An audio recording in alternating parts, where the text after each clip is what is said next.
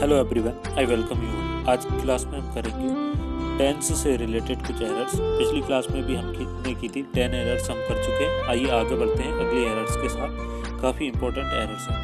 पहला क्वेश्चन हमारे सामने है, the students sitting on the dash, dash का मतलब चबूतरा होता है। The student sitting on the dash studied here for 3 years but they have never created any problem. जो स्टूडेंट डैश मतलब चबूतरे पर बैठे हुए हैं, उन्होंने यहाँ 3 साल स्टडी की है लेकिन कभी कोई प्रॉब्लम क्रिएट नहीं की। अब देखिए इसमें जो है वो बी पार्ट में एरर है, स्टडीड हेयर में। क्योंकि देखिए स्टडीड हेयर के बाद लिखा हुआ है फॉर 3 years, एक टाइम पीरियड लिखा हुआ है। और ये जो टाइम पीरियड लिखा हुआ है हमें पता है कि सिंस या फॉर वाला टाइम पीरियड लिखा हुआ है। जब आप सिंस या फॉर वाला टाइम पीरियड यूज़ करते हैं तो या तो वो आप परफेक्ट टेंस में यूज़ करते हैं या परफेक्ट कंटिन्यूस टेंस में यूज़ करते हैं। अभी जो टेंस यहाँ पर यूज़ हुआ है तो आप देख पा रहे हैं स्टडीड हेयर लिखा है, पास्ट का इंडेफिनिट टेंस का यूज़ हुआ है। यहाँ पर देख पा रहे हैं आप पास्ट इंडेफिनिट टेंस यूज़ हुआ है, जबकि होना कौन सा चाहिए था, आप कहेंगे या तो परफेक्ट टेंस यूज़ होना चाहिए था या फिर परफेक्ट कंटिन्यूस टेंस यूज़ होना चाहिए था। इन दो में से कोई एक टेंस होता है, क्योंकि यहाँ पर फॉर प्लस टाइम लिखा हुआ है। तो अब जब हम देखेंगे कि सर यहाँ पर कौन सा टाइम होगा, तो अगर ये पूरा पास्ट टेंस है तो पास्ट का परफेक्ट यूज़ होगा, अगर प्रेजेंट टेंस है तो प्रेजेंट का परफेक्ट टेंस यूज़ होगा। तो देख लेते हैं हमारा जो रियल सेंटेंस है वो कौन से टेंस पर है। तो हम देख पा रहे हैं हमारा जो सेंटेंस है वो प्रेजेंट के स्ट्रक्चर पर है, प्रेजेंट टेंस पर है। तो हम यहाँ पर क्या करेंगे, देख पा रहे हैं, देखिए सिटिंग ऑन द डेस्क, जो डेस्क पर बैठे हुए हैं, दे हैव नेवर क्रिएटेड, यहाँ पर भी प्रेजेंट टेंस है तो हम इसको भी क्या बनाएंगे, प्रेजेंट टेंस बनाएंगे। तो स्टडीड हेयर की जगह पर यहाँ पर ये क्या होना चाहिए था, have studied here. Have plus third form of verb इसको क्या बना देगा, प्रेजेंट का परफेक्ट। तो प्रेजेंट परफेक्ट जब आप इसको बनाओगे तो ये बिल्कुल सही हो जाएगा। उम्मीद करता हूँ समझ में आ गया होगा आपको कि मैं क्या बोलना चाह रहा हूँ। अगला क्वेश्चन हमारे सामने, a philogynist is a person who loves woman. Philogynist उस पर्सन को बोलते हैं जो स्त्री जाति से प्रेम करता है। But a misogynist is a person who is hating woman. लेकिन मिसोगाइनिस्ट एक ऐसा पर्सन है जो वुमन से नफरत कर रहा है। तो आप देख पा रहे हैं बहुत ही आसान है अगर आपको कॉन्सेप्ट पता है। यहाँ पर तो देखिए हु लव्स वुमन लिखा है, जबकि यहाँ पर लिखा है हु इज़ हेटिंग वुमन। तो ये जो आपके सामने हेटिंग लिखा है, इसको हेट की जगह इज़ हटाकर हु हेट्स वुमन होना चाहिए था। क्या होना चाहिए था, हु हेट्स वुमन। क्यों होना चाहिए था, देखिए कुछ वर्ब्स ऐसी होती है जो वर्ब ऑफ परसेप्शन कहलाती है, उनका कभी भी प्रोग्रेशन फॉर्म नहीं बनता, कभी भी वो प्रोग्रेसिव टेंस में नहीं आती। वो वर्ब कौन कौन सी है, जैसे कि हमारे सामने हेट, हेट का कभी आप हेटिंग नहीं बना सकते, सिर्फ हेट ही रहेगा, मतलब प्रेजेंट इंडेफिनिट टेंस ही रहेगा। इसी प्रकार लव हो जाता है, लाइकिंग हो जाता है, लाइक हो जाता है, अंडरस्टैंड हो जाता है। तो आपने कभी ऐसा नहीं बोला किसी को कि आई एम लाइकिंग यू, गलत माना जाता है ना, आई एम लविंग यू गलत माना जाएगा। इस प्रकार कुछ और वर्ब्स भी हैं। ये तो मैंने आपके सामने कुछ सिंपल वर्ब्स लिख दी, कुछ और वर्ब्स के बारे में मैं आपको बता देता हूँ। जैसे कि वर्ब एक होता है आपके सामने, मैंने लिखा नो, नो मतलब होता है जानना, तो नोइंग नहीं होता नो का कभी। अगला है वांट, वांट मतलब चाहना, वांटिंग नहीं लिखेंगे आप कभी। ये वर्ब्स ऑफ परसेप्शन है, इनकी प्रोग्रेसिव फॉर्म नहीं बनता है, इस बात को याद रखेंगे। एडमायर, एडमायर मतलब किसी की प्रशंसा करना, तो ये एडमायरिंग नहीं होगा, एडमायर ही रहेगा। एडोर, एडोर मतलब होता है टू लव समवन, है ना, उसको भी तो एडोरिंग नहीं करेंगे आप। तो ये कुछ थोड़ी अच्छी वर्ब्स हैं, इनको आप याद रखें, इनका कभी भी प्रोग्रेसिव फॉर्म नहीं बनेगा। तो यहाँ पर हमारी एरर क्या हो जाएगी, आप देख पा रहे हैं, a person who hates woman, hating की जगह पर हेट्स वुमन करेंगे। आगे बढ़ते हैं। अगला क्वेश्चन हमारे सामने, question number 3, it is appearing to me that you are trying to destabilise the present committee. Committee की स्पेलिंग आप याद रखेंगे, एग्जाम में कई बार पूछी जाती है, COMMITTEE, है ना, डबल एम है, डबल टी है और डबल ई है। अभी क्या है, देखिए it is appearing to me, ये अपियरिंग भी जो है वो एक प्रकार की वर्ब्स ऑफ परसेप्शन है। अपियरिंग नहीं होगा, इट अपियर्स टू मी हो जाएगा, इज भी हट जाएगा और अपियर से ING हटकर ये हो जाएगा अपियर्स। अब देखिए वर्ब्स ऑफ परसेप्शन, अगर आपको कन्फ्यूजन हो रहा है कि सर ये वर्ब्स ऑफ परसेप्शन क्या होती है, तो वर्ब्स ऑफ परसेप्शन ऐसी वर्ब्स को बोलते हैं जिनको हम और सिर्फ फील किया जा सकता है। ऐसे काम जिनको फील किया जा सकता है उनको वर्ब्स ऑफ परसेप्शन बोलते हैं, इनको प्रोग्रेसिव फॉर्म में यूज़ नहीं करते हैं। Question number 4, I have been knowing her. देखिए ये भी वर्ब ऑफ परसेप्शन से है। नो मतलब जानना होता है, कभी भी नोइंग नहीं होता। I know her for many years but I don't know where she works. मैं उसको कई सालों से जानता हूँ लेकिन ये नहीं जानता कि वो कहाँ पर काम करती है। तो नो नोइंग नहीं होगा, नो होगा। ये हमेशा कौन से टेंस में रहते हैं, आप कहेंगे प्रेजेंट के इंडेफिनिट टेंस में रहते हैं। तो आई हैव बीन भी हट जाएगा, तो यहाँ पर क्या हो जाएगा, आई नो हर, मैं उसे जानता हूँ, आई नो हर। इतना बिल्कुल आपको परेशान नहीं होना है। 3-4 वर्ब्स जो हमने पहले अभी बात की है, एक अपीयर हो गया, नो हो गया, वांट हो गया, हेट, लव, लाइक, बस इतनी ही एग्जाम में पूछी जाती है, बहुत ज़्यादा नहीं है। ये जो आज हमने डिस्कस कर ली है, इतनी ही वर्ब्स हैं। आगे बढ़ते हैं। अगला हमारे सामने क्वेश्चन है, क्वेश्चन नंबर 5 को देखेंगे। If he would have done this, he would have done wrong and would have deceived many of his relatives. यदि उसने ये किया है तो उसने ये गलत किया है, और इस प्रकार उसने डिसीव मतलब धोखा देना, उसके कई रिलेटिव को धोखा दिया है। मतलब ये कहना चाह रहा है कि अगर किसी इंसान ने कोई बात रही होगी, अगर उसने ये किया है तो ये गलत था, और ऐसा अगर उसने कई अपने रिलेटेड। तो देखिए ये एक परफेक्ट स्ट्रक्चर पर सेंटेंस है, आपके लिए डिफिकल्ट हो सकता है, लेकिन अगर आपने कंडीशनल क्लॉज, पास्ट टेंस का कंडीशनल क्लॉज पढ़ा है तो ये बहुत ही आसान होगा हमारे लिए। पास्ट टेंस में जब हम पास्ट परफेक्ट पढ़ते हैं कि कंडीशनल क्लॉज देखने को मिलता है, जहाँ पर इफ से सेंटेंस की शुरुआत होती है। इफ से सेंटेंस की शुरुआत होने पर ही उसको कंडीशनल क्लॉज बोलते हैं, क्योंकि इफ लग जाता है इसका मतलब कंडीशन लगी हुई है। तो आइए ज़रा मैं उस कंडीशन क्लॉज को आपके सामने रखता हूँ और समझाने की कोशिश करता हूँ। ये हमारे सामने क्वेश्चन है, क्वेश्चन नंबर 6। देखिए स्ट्रक्चर कुछ इस प्रकार होता है। नहीं, क्वेश्चन नंबर 5 था, ठीक है, इसको छोटा कर लेता हूँ मैं।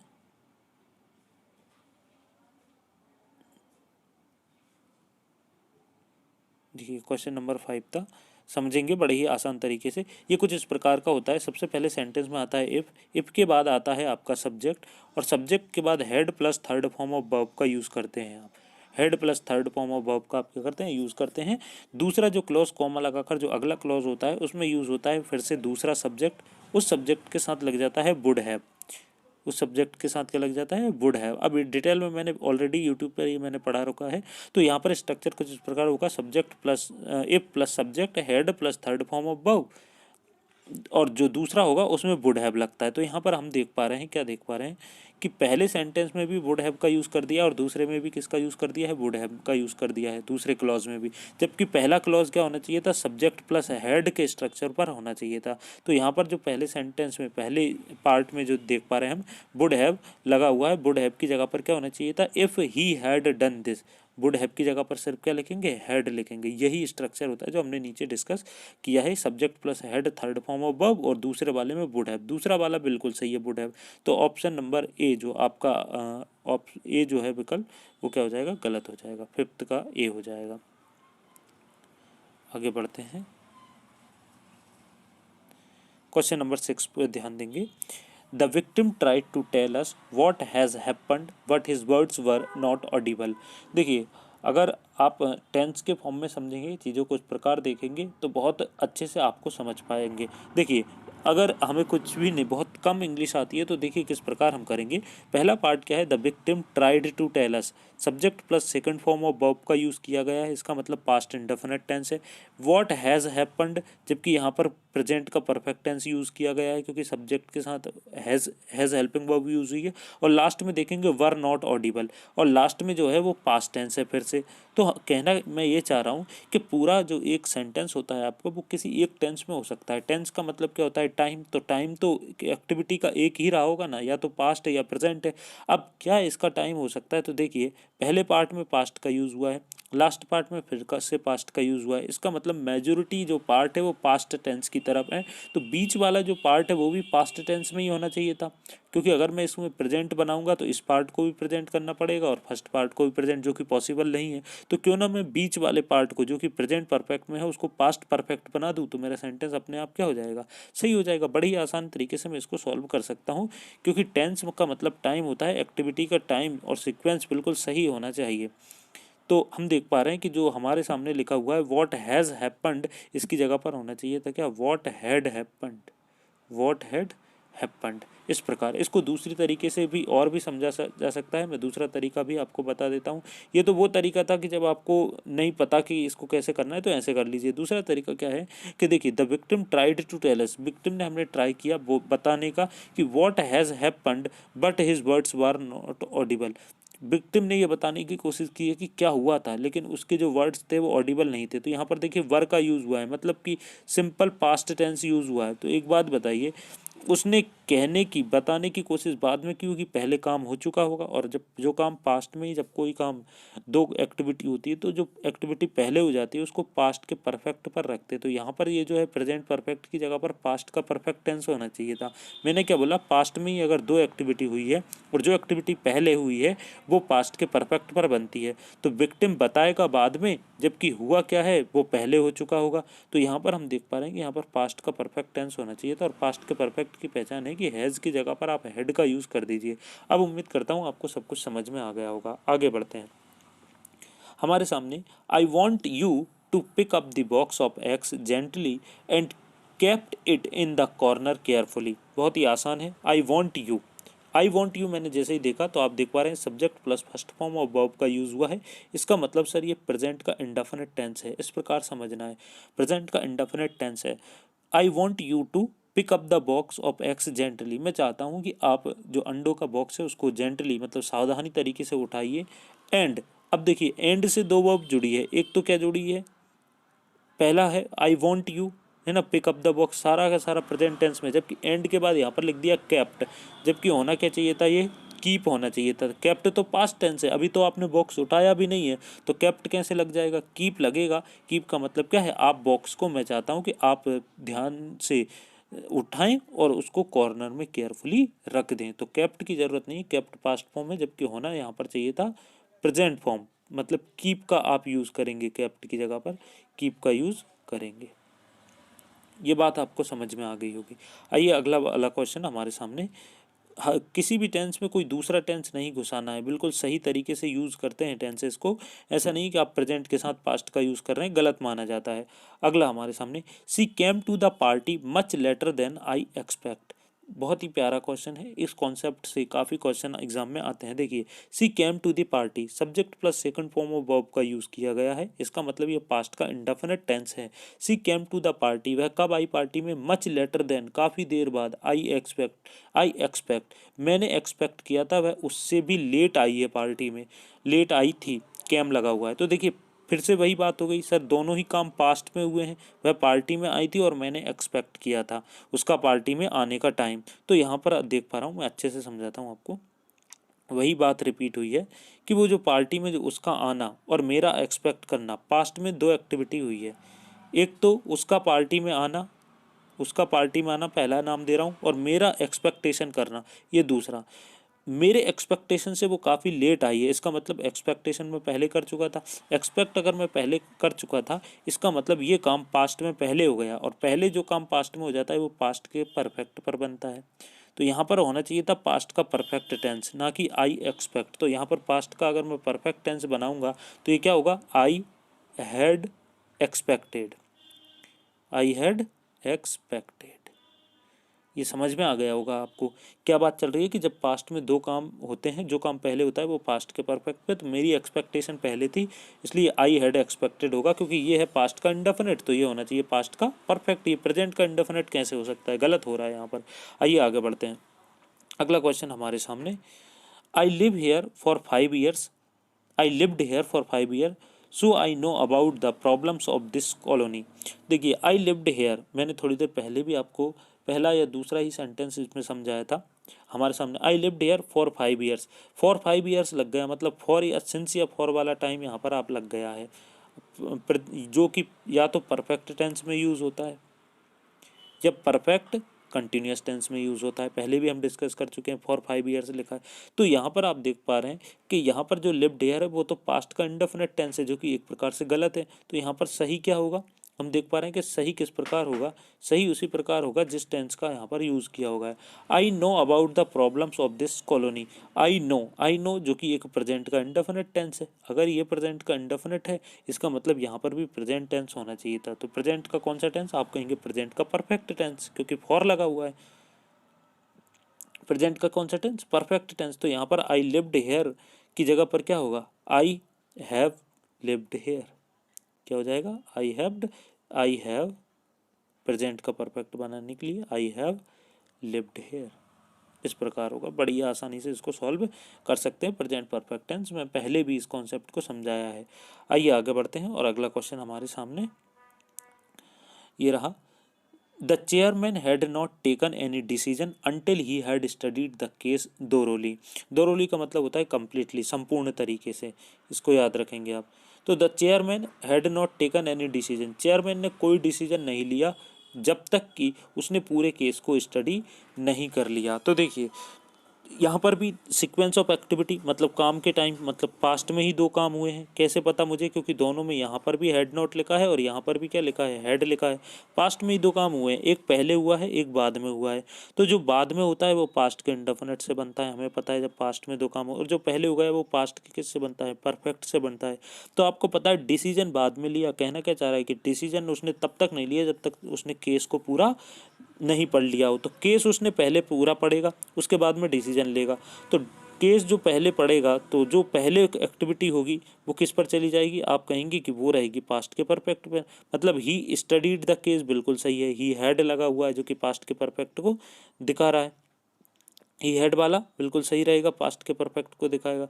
तो दूसरा क्या होगा हमारे सामने? जो दूसरा है ये जो है द चेयरमैन हैड नॉट, ये नहीं हो सकता पास्ट का परफेक्ट में, इसको पास्ट के इंडेफिनिट में होना चाहिए। यहाँ पर आप देख पा रहे हैं, मैंने बताया था जो बाद में होगा वो पास्ट के इंडेफिनिट में होगा। तो हैड नॉट की जगह पर यहाँ पर क्या होना चाहिए था? हैड नॉट की यहाँ पर इसको पास्ट का इंडेफिनिट बनाने के लिए ये क्या होना चाहिए था? ये होगा डिड नॉट। यहाँ पर आप हैड नॉट का की जगह क्या करेंगे? Did not. और जैसे ही डिड नॉट लगाएंगे टेकन का क्या हो जाएगा? टेक हो जाएगा। पास्ट के इंडेफिनिट में ले आइए आप, इतनी सी बस बात है। अगला क्वेश्चन हमारे सामने, they got everything ready for the visitors long before they reached there. यहाँ पर भी कोई दिक्कत नहीं होगी। यहाँ पर देखिए बिफोर का यूज़ हुआ है, बिफोर का यूज़ हुआ है, इसका मतलब पहले वाला जो काम है वो पहले हो गया दूसरे वाले काम से। तो दूसरा वाला जो सेंटेंस है वो तो ऑलरेडी पास्ट के इंडेफिनिट में है और वहाँ से हमें पता भी चल रहा था कि ये काम बाद में हुआ है, तो पास्ट के इंडेफिनिट में ही रहेगा। यहाँ पर ये वाला ये भी पास्ट के इंडेफिनिट पे दिया है, दे गॉट एवरीथिंग रेडी, जबकि यहाँ पर होना क्या चाहिए था? They had got. क्यों होना चाहिए था? आप कहेंगे कि ये काम पहले हुआ है पास्ट में, तो ये पास्ट के परफेक्ट पर रहेगा। तो दे हैड गॉट हो जाएगा। यहाँ पर क्या होना चाहिए? दे हैड गॉट, क्योंकि पास्ट में सीक्वेंस ऑफ एक्टिविटी है, टाइम के अनुसार ये पहले होगा। तो दे गॉट एवरीथिंग की जगह पर क्या होगा? They had got. तो मतलब क्या हो जाएगा इसका? कि उन्होंने उनके पहुँचने से पहले सब कुछ बना बनाया पाया, सब कुछ उन्हें क्या हुआ? बना हुआ मिल गया। उम्मीद करता हूँ समझ में आ गया होगा कि पास्ट में दो एक्टिविटी। अब इस बात को बिल्कुल आप एकदम याद रख लें। फिर से मैं इसको बताता हूँ कि पास्ट में जब दो काम होते हैं तो पहला जो काम होगा वो हेड लग कर बनेगा, head plus third form of verb, क्योंकि वो पास्ट परफेक्ट रहेगा। और दूसरा पास्ट इंडेफिनिट पर बनेगा। पास्ट इंडेफिनिट का मतलब subject plus second form of main verb. इतनी बात को याद रखेंगे, इतने से सारे क्वेश्चंस बन जाएंगे। इससे काफ़ी एग्जाम में क्वेश्चन पूछे जाते हैं। अगला सवाल हमारे सामने, अगला question, he switched on the light before he entered the room. देखिए यहाँ पर भी बिफोर का यूज़ हुआ है और switched off the light, switched on the light before he enter the room, है ना। उसके रूम में एंटर करने से पहले उसने लाइट ऑन की, तो ये वाला जो है वो पास्ट के परफेक्ट पर बनेगा। He entered the room, he entered the room, room enter में बाद में एंटर हुआ, तो ये तो पास्ट के इंडेफिनिट पर होना चाहिए और ऑलरेडी पास्ट के इंडेफिनिट पर है भी। जबकि यहाँ पर क्या होना चाहिए? पास्ट का परफेक्ट। तो ही हैड स्विच्ड ऑन, यहाँ पर क्या होगा? He had switched on. आगे बढ़ते हैं। अगला क्वेश्चन हमारे सामने, I have been admiring her for the boys with which she is gifted. तो यहाँ पर देख पा रहे हैं एडमायर, अभी हमने पढ़ा था। जो एडमायर हमारे सामने है वो वर्ब्स ऑफ, जो फीलिंग वाली वर्ब है ना, वर्ब ऑफ परसेप्शन जिसको हमने नाम दिया था, इनकी कभी आईएनजी फॉर्म नहीं होती, ये प्रेजेंट के इंडेफिनिट टेंस में बनती है। तो ही हैव बीन एडमायरिंग नहीं होगा, आई हैव बीन एडमायरिंग नहीं होगा, आई एडमायर होगा। ये यहाँ पर क्या होगा? I admire. क्यों होगा? क्योंकि यहाँ पर ये जो है वो सिंपल प्रेजेंट टेंस में बनती है। तो आई एडमायर यहाँ पर सही हो जाएगा। पहला पार्ट यहाँ पर गलत है, इसको आप टिक करेंगे, पार्ट नंबर ए। आगे बढ़ते हैं हम। अगला हमारे सामने, he was with me until now, ये अनटिल है। He was with me until now so don't punish him for the delay. वो अभी तक मेरे साथ था तो देरी के लिए उसको पनिश नहीं करें। तो ही वॉज विद मी, देखिए अगर वॉज लग जाए, वॉज का मतलब तो था, तो वह मेरे साथ था अब तक। अब यहाँ पर अब तक भी लिखा है, अब तक मतलब कि प्रेजेंट की बात चल रही है, जबकि वॉज दिखाएगा आपके पास्ट को। तो ये दोनों ही एक दूसरे से कॉन्ट्रास्ट कर रहे हैं अलग अलग, क्योंकि अनटिल यहाँ पर, अनटिल नाउ मतलब अभी प्रेजेंट टेंस और वॉज पास्ट टेंस। तो इन दोनों में से किसी एक को हमें हटाना पड़ेगा। तभी तो वो सही हो पाएगा सेंटेंस। आप समझ पा रहे होंगे, दो अलग अलग टेंस नहीं हो सकते, कॉन्ट्रास्ट कर जाएंगे। तो हम क्या देख पा रहे हैं यहाँ पर, आप क्या कर दीजिए, ही हैज़, यहाँ पर जो ही वॉज विथ मी, इसको हम क्या कर सकते हैं, he has been with me, वह मेरे साथ था। हैज़ बीन का मतलब क्या है कि कुछ देर से आपके साथ बना हुआ था। हम प्रेजेंट परफेक्ट कंटिन्यूअस टेंस में भी पढ़ते हैं ना, हैज़ बीन, हैव बीन, कि I have been teaching for 1 hour, मैं 1 घंटे से पढ़ा रहा था। तो पिछली अवधि को दिखाने के लिए कि तब से अब तक वो मेरे साथ था, तो he has been with me, present perfect tense में इसको लेकर जाइए। उम्मीद करता हूँ समझ में आ गया होगा। पास्ट में नहीं रख सकते हम इसमें, क्योंकि एक तरफ नाउ लिखा हुआ है और दूसरी तरफ क्या लिखा हुआ है, बॉज लगा लिखा हुआ है, जो कि गलत है एक प्रकार से कहना। एक टाइम पर एक ही टेंस हो सकता है। आगे बढ़ते हैं। Several survey reports indicate that the number of drug addict is grown gradually. देखिए, several survey report indicate that the number of, यहाँ पर तो द नंबर ऑफ लिखा हुआ है।